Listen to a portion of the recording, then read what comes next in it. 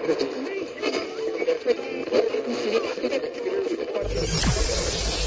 ready for unique, rare, and little-known treasures from the golden age of radio. You're listening to The Amazing World of Radio with Adam Graham.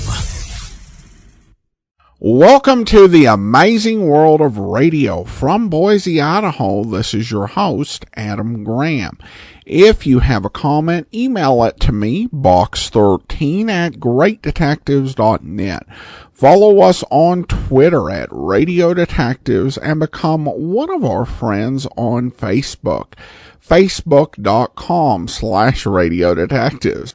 Well, we're continuing our baseball series here on The Amazing World of Radio, and we're going to bring you an episode of Destination Freedom. Destination Freedom, much like New World of Coming, which we played over Christmas, was one of the few radio programs that were written by Black Americans and about the lives and history of Black Americans. It was originally sponsored by the Chicago Defender newspaper and later by the Chicago Urban League. And originally it was just played in the Chicago area. This episode originally aired May the 15th, 1949, and the title is The Ballad of Satchel Paige.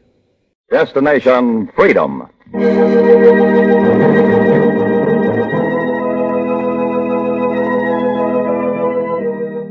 Destination Freedom, dramatizations of the great democratic heritage of the Negro people, is brought to you by station WMAQ as a part of the pageant of history and of America's own Destination Freedom.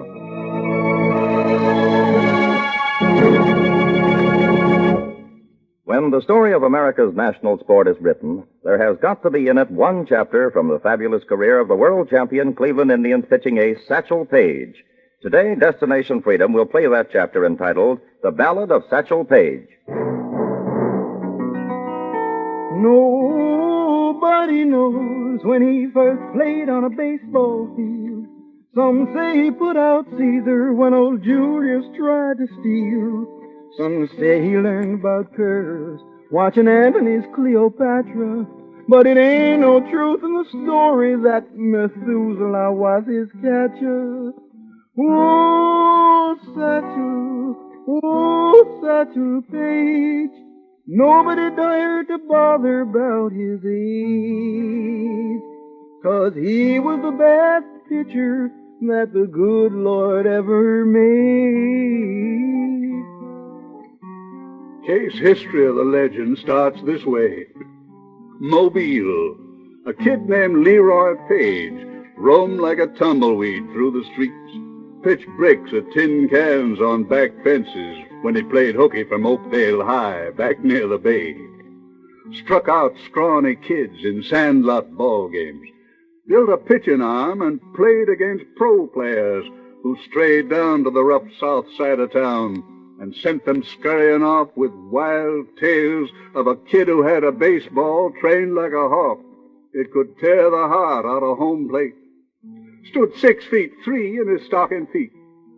Could bend back like bamboo. Could dust ash off a smoker cigar with a brick at 60 feet. And when he was 16 summers old, he heard about a baseball team in Chattanooga that was open to Negro ball players. And one hot day, he pointed his long, lean, size 14s toward Tennessee.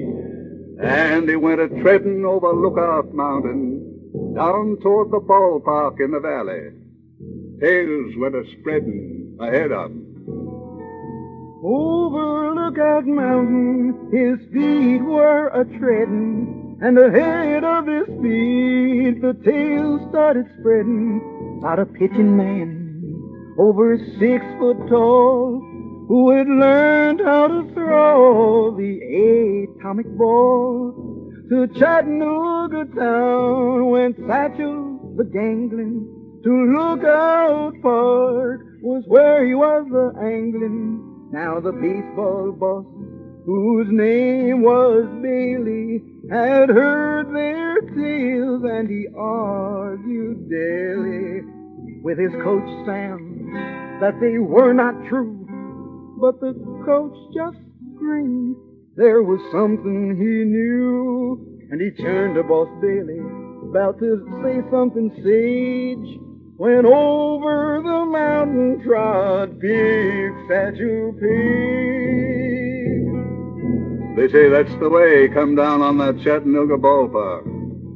He walked on the field, walked around the field, walked across the field, and stopped in front of Boss Bailey.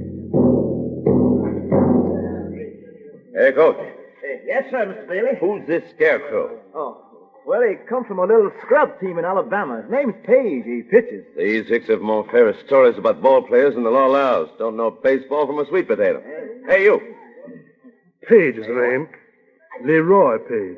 And what might be your profession? I'm a pitcher, like he said. I need a pitcher, but you ain't the one. I can catch and bat. The only catcher bat I'd ever hired would be Josh Gibson. You, Josh Gibson? No, sir. Well, who recommended you anyhow? Oh, folks around home, mostly. I got the surprising kind of pitching, they say. They said... Look, kid. Look, professional baseball ain't no game for you. I know you grew up reading about Casey at the bat instead of your rightful nursery rhymes. Right now, you ain't even a decent juvenile delinquent. Now, blow.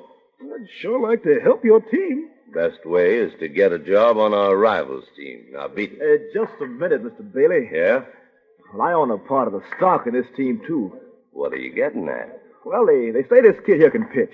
You say that to say what? I'll bet you my share of the team's stock against yours. He'll do all right in a tryout.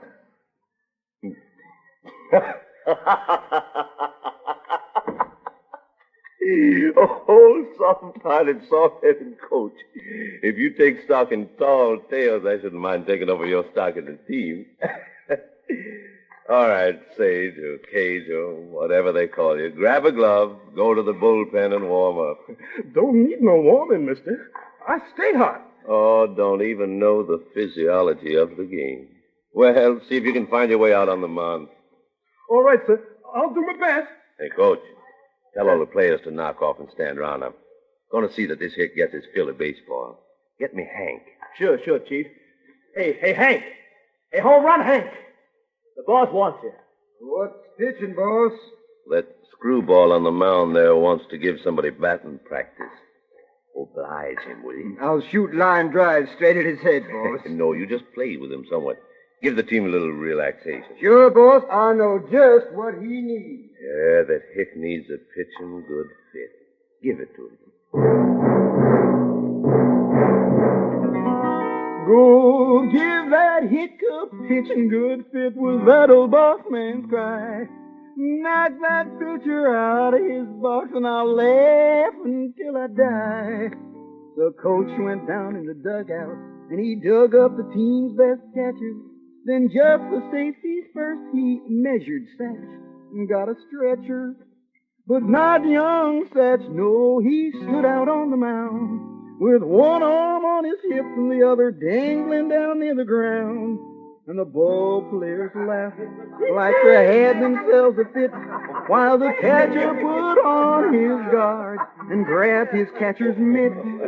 Hey, come on, pitch up quick, Saul. Come on, pitch up. I'll show you why they call me Home Run Hank. And Satch bent way back, just like a stick of bamboo. Why, he looked like a hairpin or a standing horseshoe. One long foot kicked a hole in the sky, the other held the ground. Then he must have pitched that blazing ball, 'cause there was a whistling sound. Hey, what happened? I didn't see that. The bamboo stick had straightened up, and it stood still and surveyed the damage. They say the bat had been knocked down by the breeze, and the catcher was stone cold from the impact of the ball. All right. Stop standing around with your jibs loose. One of these here sudden Tennessee cyclones just passed us all. Now, have that catcher up on his feet now. Hey, now, kid, pitch. And don't wait for freak wind blast to help you. They helped the stricken batter and give him a gentle shove. Got another catcher, put a pillow in his glove. Then young Satch went right back to the mound He bent way, way back and brought the ball up from the ground. Hey, it happened again. The catcher knocked out Cole again. Better knocked out by the breeze. There's a cyclone around here. The weatherman should have warned us. It wasn't no wind, Mr. Bailey. Well, then he's got a cannon in his He pocket. ain't even got a slingshot. This kid, they say, ain't human. Every human's human. Yeah, but the way... Set up another batter and catcher. We'll try one more time. They set up the batters like 10 pins in a bowling alley, and he struck 'em down till the sun went down over Lookout Mountain. And the coach knew he'd won a team and had a player with the power of 22 men who could pitch like he wasn't quite exactly human. The players crowded round the wily old coach and told the catcher to analyze the pitch. The coach says that me and you's going to work together, Mr. Page. Yeah, we'll be working with you from now on, Mr. Page. Just call me Satchel, boys. Well, what I was saying is, your catcher, we've got to get to understand each other. Sure. A pitcher and a catcher's got to go along like a doctor and a nurse. Sure. Got to understand each other's signals. Yes. Now, if you don't mind telling me, seeing as I don't want your trade secrets, you understand, just want to know what I'm entitled to know. Why, sure. Then tell me, what kinds of ball do you pitch? What kind? Like, say, some pitchers got, a curveball, Yeah. a knuckleball, Yeah. a jump ball, drop ball, bean ball, you see? Now give me a list of the kind of balls you'll be pitching so I can learn how to signal for 'em. Well, I'll tell you about the balls I throw. Yeah. One is fast. Yeah. The other is faster. Well, the catcher, he looked up and he heard old Satchel say, maybe someday when I'm old and gray, there'll be other balls that I'll have to master. Now all I need is one that's fast and another one that's faster. He didn't have no curve and he didn't have no drop, just one blazing ball that the batters couldn't stop. Oh, Satchel, yes, oh, Satchel Paige built a pitch in the atomic age. Lean as a greyhound and as tall as a tree, he was the pitcher of history. Oh, Satchel Paige.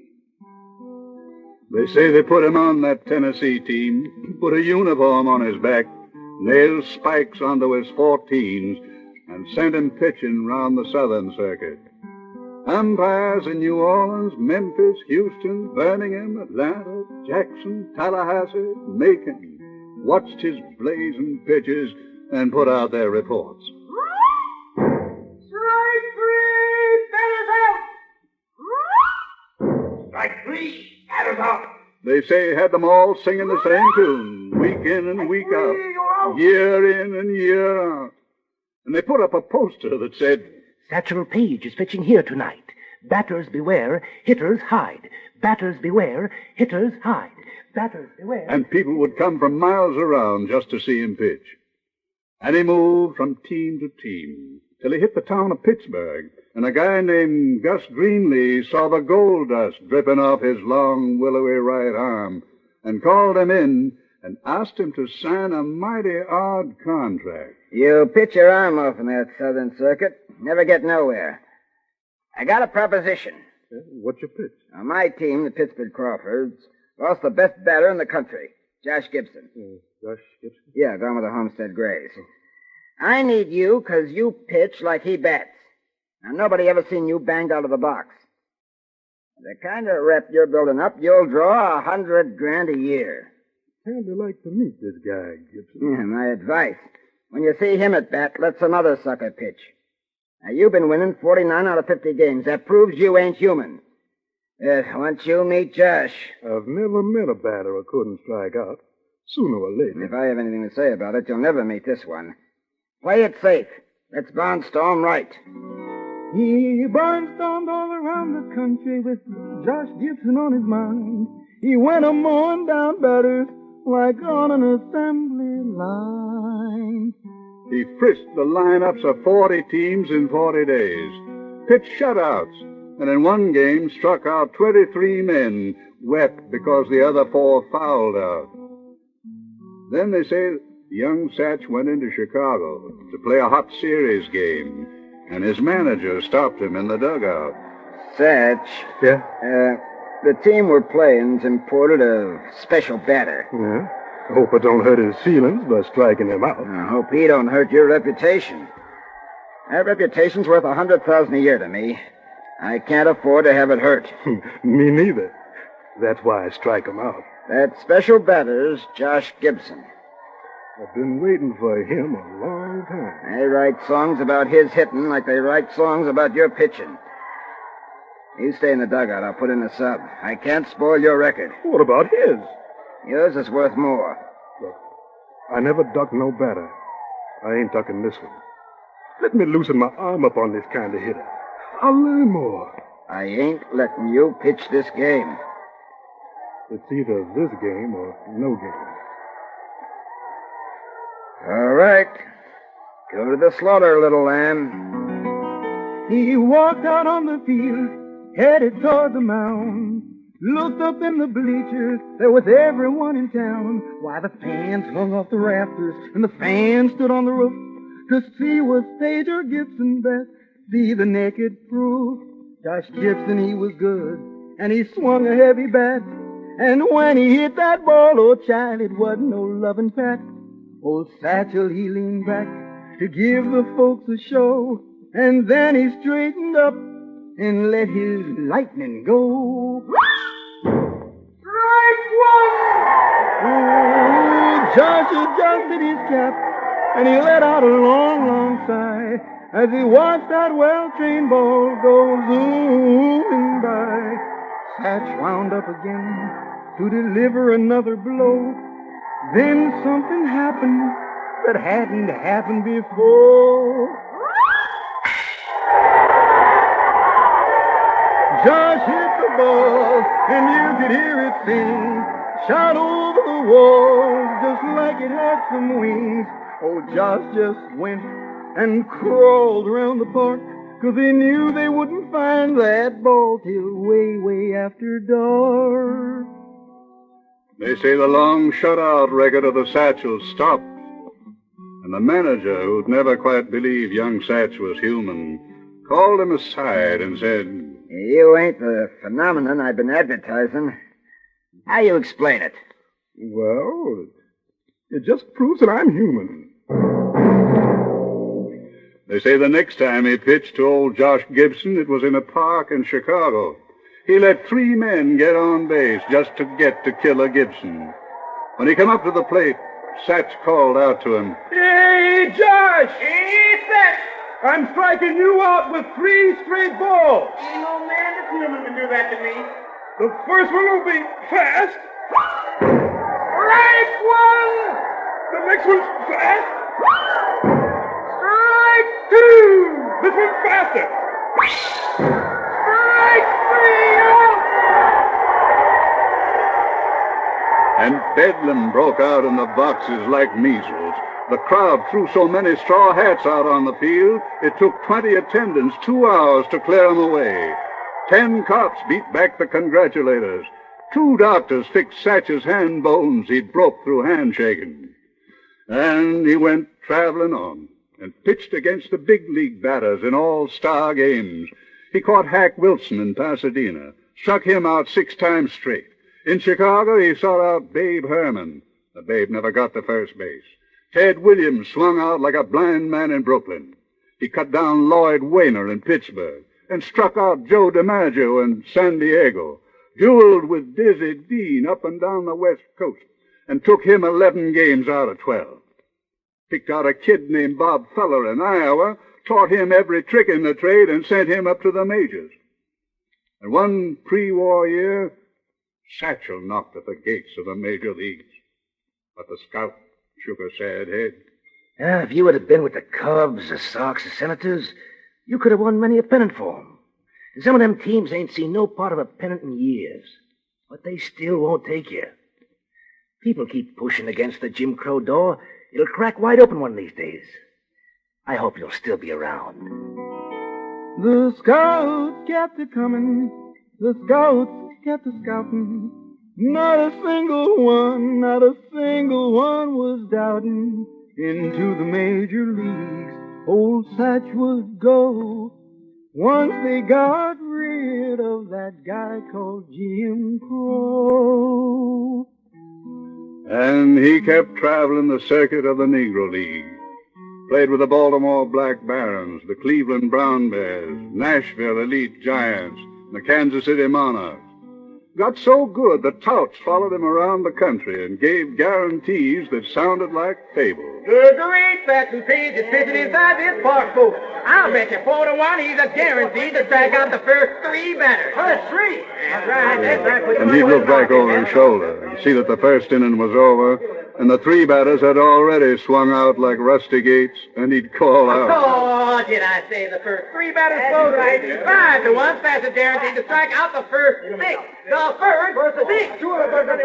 And then Satchel sent down the next 3. The touters would hear the ump's report and increase their guarantee. Did I say the first 6? I'll guarantee he'll strike out the first 9. Guaranteed, folks. A gilt edge guaranteed. Get your tickets right here. Guaranteed to strike out 9 men. They say he kept traveling, and the guarantees kept growing.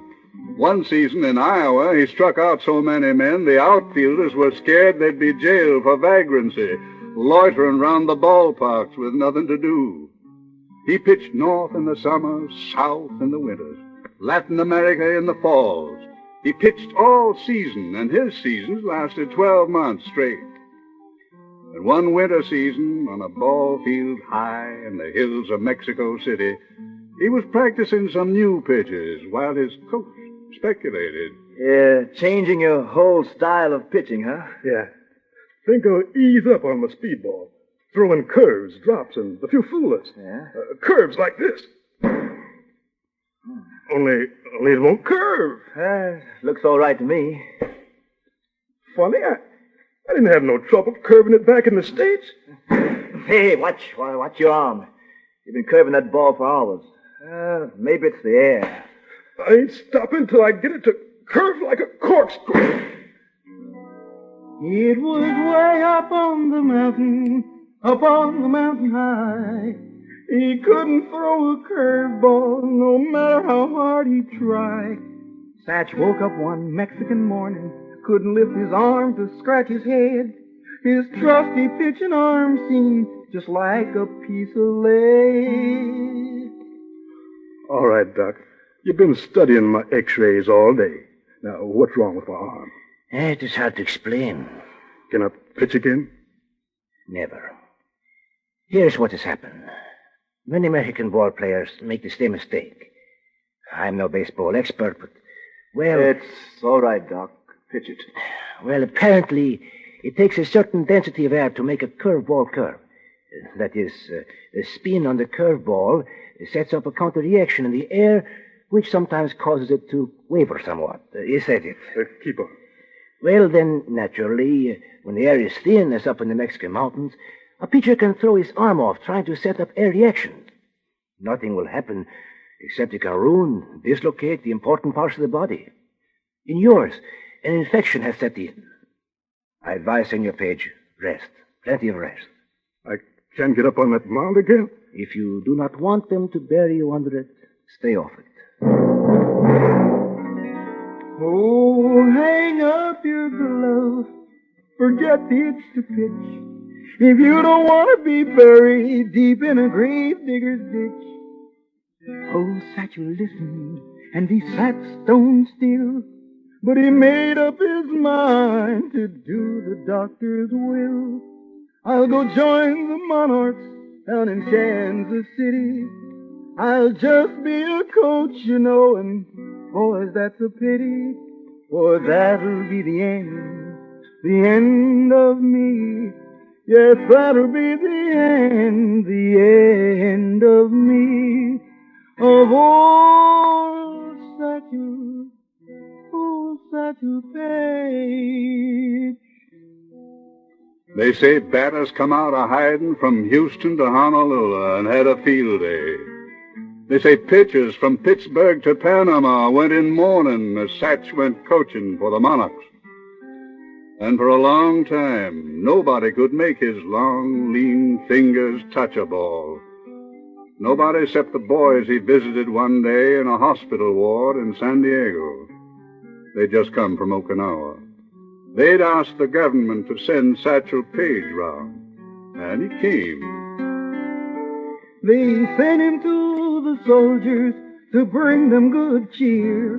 But when they heard he'd quit the game, they wept for many a tear. One soldier said, Mr. Paige, I've heard of you since I was a child. I wanted to come home and see you make them batters swing wild. Oh, Satchel Paige, you was the best darn pitcher that the good Lord ever made. Oh, Satchel Paige, please pitch once more, some soldiers said. All right, said Satchel, I'll do it, even if it kills me dead. Hey, Satchel Paige. He went back to the ballpark where the Monarchs were playing, walked out on the field past the coach and the players, and bet his life saving he'd strike out the first 9 men. They say the crowd got quiet when he stepped on the mound. One leg shot up and tipped the sky, the other held firm to the ground. And he must have thrown his blazer ball, 'cause there was that whistling sound. Strike one! There were curves, sidearms, overhands, underarms. Strike two! There were back jumpers and leap balls, bloopers and loopers, drops and dodgers. Paige was pitching. Ooh, I'll throw a ball that'll split the heart of a dime. I'll pitch and pitch and pitch, and I ain't gonna stop this time. I'll pitch the balls I'll save for my old age. Said old Satchel Paige. They say he wound up like the first day he pointed his 14s toward Tennessee 25 years back. They say the batters and hard hitters went back into hiding. The doctor shook their heads and gave him up for dead. But he kept pitching round his 12-month season. And one evening in Cleveland, Bill Beck and Lou Boudreau stood by while he threw 50 pitches to a batter. That's enough. 46 strikes out of a possible 50. You're ready to sign, that puts you on the Cleveland Indians team. I've been ready a long, long time. Yeah, I know. Too bad they can't see Satchel Paige the way I used to see you when I was a kid. Slinging only those 2 kinds of pitches. Fast one and a faster one. Jim Crow's cheated sports fans out of a fabulous time. You still got enough, more than enough, to show them what they could have seen if they'd stopped segregation in baseball from the start. How about getting into uniform? True, you may not pitch like you used to at all, but you still got plenty of juice on the ball. Now look here, folks, I'm getting ready to go, 'cause the rest of my story you all just about know. How with Dobie, Gordon, Keltner, and that hustling Lou Boudreau, the Indians won the pennant, and old Satchel steal the show. If you don't believe my stories, the sure enough gospel true, goes to show baseball legend just ain't meant for you. In front of him fame was always a dangling. It came mighty late for Satchel the gangling. Oh, Satchel Paige, the greatest pitcher that my good Lord ever made. Oh, Satchel Paige.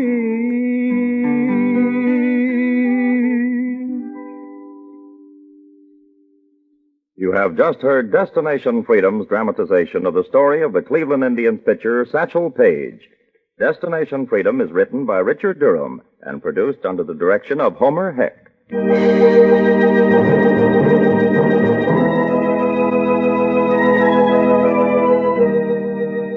The role of Satchel Paige was played by Harris Gaines. The balladeer was Oscar Brown, Jr. Others were Dean Almquist, Harvey Hayes, Ted Liss, Tony Parrish, and Fred Pinkard. The special music was composed by Emil Soderstrom and played by Elwin Owen, Jose Bethencourt, and Lou Kessler. This is Charles Chan inviting you to be with us again next week when Destination Freedom will tell the story of Benjamin Banneker, Negro inventor and surveyor.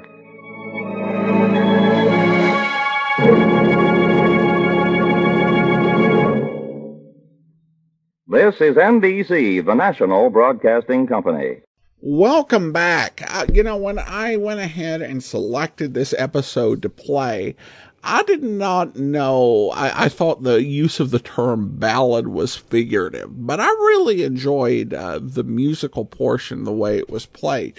Now, certainly when it comes to Satchel Paige, the way his story is told, it's kind of almost like a folk tale.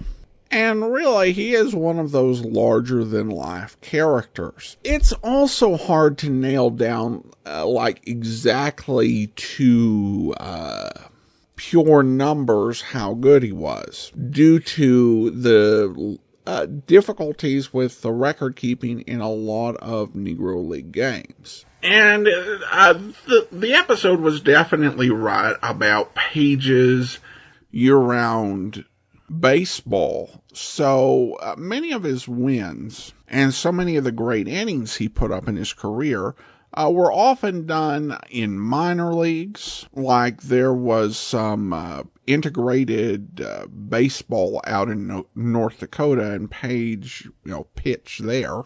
And of course, barnstorming games could be against all-stars from the major leagues. There were several games that were played, which the radio program mentions, where he would be part of games between Negro Leaguers and the major leagues.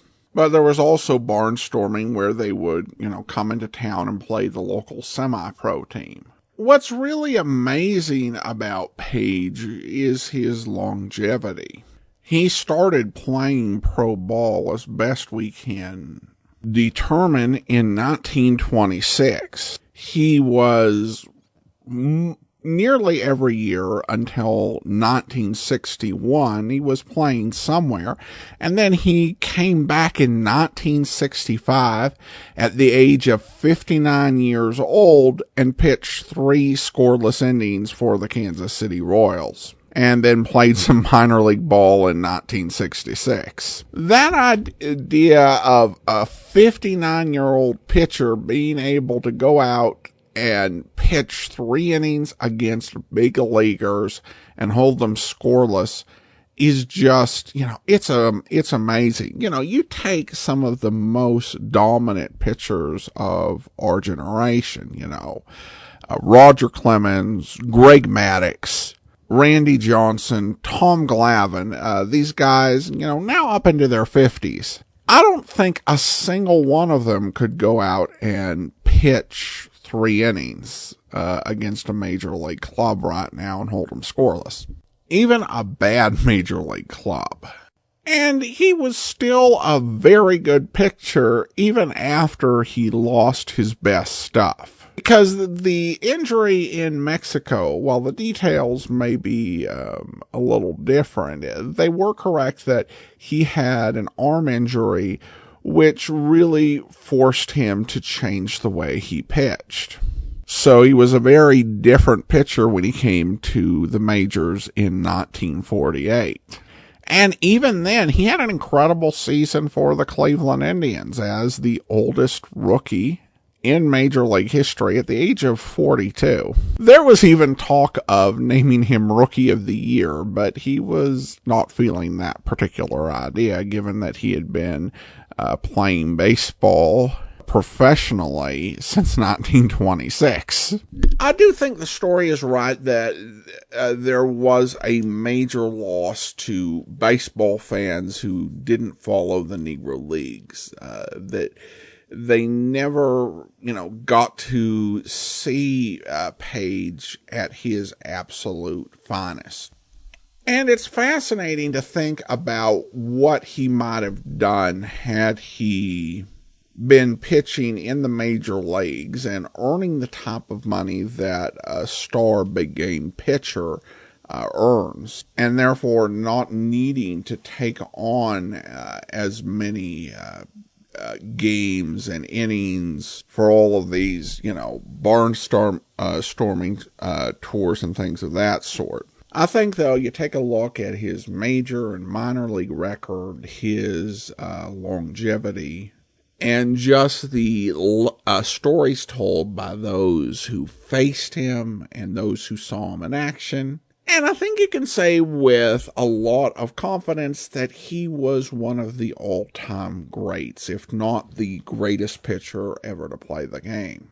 One thing I did want to mention is my very first encounter with Satchel Paige was in the 1981 made-for-TV movie Don't Look Back, the story of Leroy Satchel Paige. It starred Louis Gossett Jr. as Satchel Paige, and it was a pretty interesting baseball biopic. It did have the incident in here with Paige walking the bases full to get to Josh Gibson. And it's a great scene. This is one that we're pretty sure Satchel Paige kind of dramatized and added some fictional elements, because the particular Negro League World Series game, 3 players got on with hits before he faced Josh Gibson.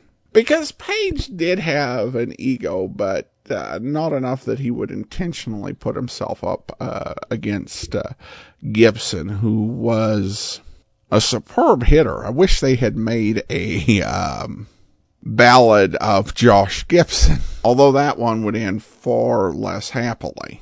All right, well, I've got an announcement here, and that is that the Patreon supporters have voted, and for our summer series, we will be doing Top Secret, an espionage series starring Ilona Massey. So we have 2 more baseball programs, and then we turn to listener comments and feedback, and I've been meaning to get to this one for a while, but I just have been getting so long-winded in these post-show commentaries that I look at how long I've been talking and just kind of wrap. But this one comes regarding episode 110, the request performance. Bill writes, hi, Adam, great show. Even though it was a few years early, when Dick Powell started singing, I half expected the Grouch to start complaining. Thanks. Of course, the Grouch was a character from the first season of Richard Diamond, who would interrupt his singing sessions with his girl, Helen. Of course, Richard Diamond being played by Dick Powell. Thanks so much for the comment, Bill, and that will actually do it for today.